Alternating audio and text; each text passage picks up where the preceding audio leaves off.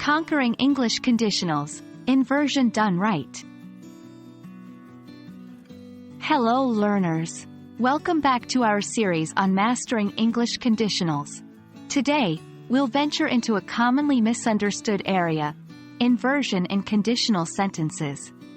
In particular, we'll be focusing on spotting and correcting incorrect inversion in conditional sentences. By the end of this video, you should be able to confidently use and recognize proper inversion in English conditional sentences.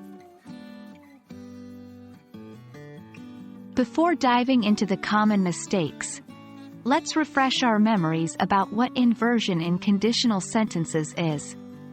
In a standard English conditional sentence, we often use if to introduce the condition.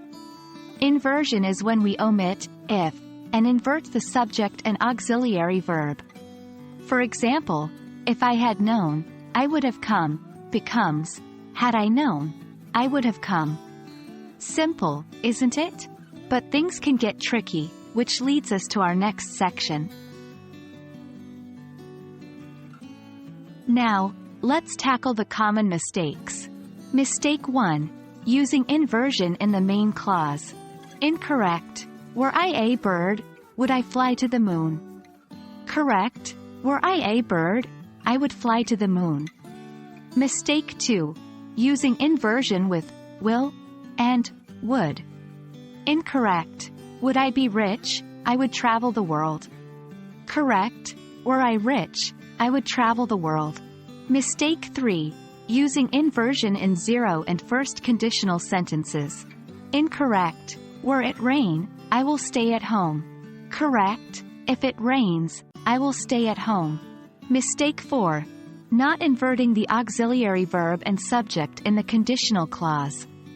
Incorrect. If I would have known, I would have told you. Correct.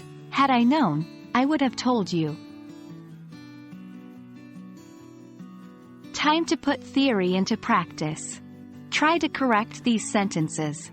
1. Would I be a bird? I could fly. 2. Should it rain? Will I take my umbrella? 3. If I had the time, would I learn French? 4. Were you to ask me, would I tell you the truth? Leave your answers in the comments, and we'll review them in our next video.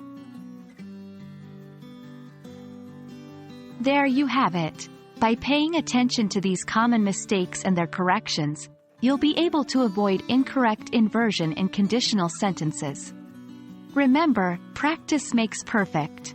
So, keep honing your skills with English conditionals. Thank you for watching. We hope this video has been helpful in your English learning journey. See you in our next lesson. Keep learning and keep growing.